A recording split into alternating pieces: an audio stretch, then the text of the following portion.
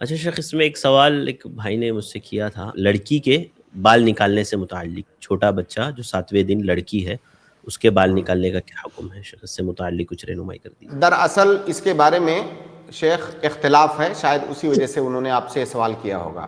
جی شیخ۔ بعض علماء کی یہ رائے ہے کہ بچی کا بال 7ویں دن کا بال نہیں موڑیں گے، اس کا سر نہیں موڑیں گے، صرف لڑکے کا سر موڑیں گے، لڑکی کا سر نہیں موڑیں گے، یہ بعض علماء کی رائے ہے۔ جی اور انہوں نے استدلال کیا کیا ہے، ان کی ایک دلیل تو یہ ہے کہ حدیث میں غلام کا لفظ آیا ہے، کل غلام مرتہن بعقیقتہ یعق عنہ یوم سابعہ ویحلق رأسہ، ہے نا؟ تو حدیث کے اندر غلام کا لفظ چونکہ آیا ہے تو وہ کہتے ہیں کہ غلام یہ لڑکے کو کہا جاتا ہے، لہٰذا یہ حکم لڑکے کے لیے ہے، لڑکی کے لیے نہیں ہے، یہ ان کی دلیل ہے۔ اب ہم یہاں پر یہ جاننے کی کوشش کرتے ہیں کہ کیا ان کا ایسا کہنا صحیح ہے؟ ہم تھوڑی دیر کے لیے مان لیتے ہیں، چند سیکنڈ کے لیے، کہ آپ کی بات صحیح ہے کہ لفظ غلام آیا ہے، لہٰذا یہ حکم لڑکے کے ساتھ خاص ہے، لڑکی کے لیے نہیں ہے۔ ہم تھوڑی دیر کے لیے اس کو مان لیتے ہیں، لیکن اس پر ایک سوال پیدا ہوتا ہے۔ سوال یہ پیدا ہوتا ہے کہ کل غلام مرتہن بعقیقتہ یعق عنہ یوم سابعہ، لڑکے کا عقیقہ کیا جائے گا اور اس کا 7ویں دن سر موڑا جائے گا، تو پھر آپ لڑکی کا عقیقہ کیوں کرتے ہیں؟ بھائی آپ تو کہہ رہے ہیں کہ یہاں پر لڑکا مراد ہے غلام سے، صرف لڑکے کے ساتھ خاص ہے یہ، تو پھر آپ عقیقے کو بھی لڑکے کے ساتھ خاص مانیے۔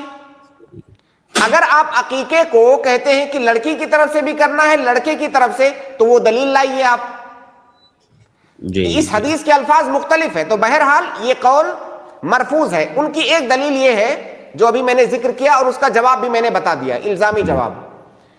دوسری ان کی ایک دلیل یہ ہے کہ عورتوں کے لیے بال چھیلنا، سر کا بال مڈوانا، وہ کہتے ہیں یہ مثلا ہے، جائز نہیں ہے بڑی عورتوں کے لیے، تو لہٰذا وہ جب بچی ہے چھوٹی، تو اس کی بنیاد پر اس کا بھی سر موڑنا یہ جائز نہیں ہے۔ سوال یہاں پر یہ ہے میرا کہ آپ سے کس نے بتایا کہ عورت کا بال موڑنا جائز نہیں ہے، مثلا ہے، مردوں کی مشابہت ہے؟ ظاہر ہے آپ کے نبی نے بتایا صلی اللہ علیہ وسلم۔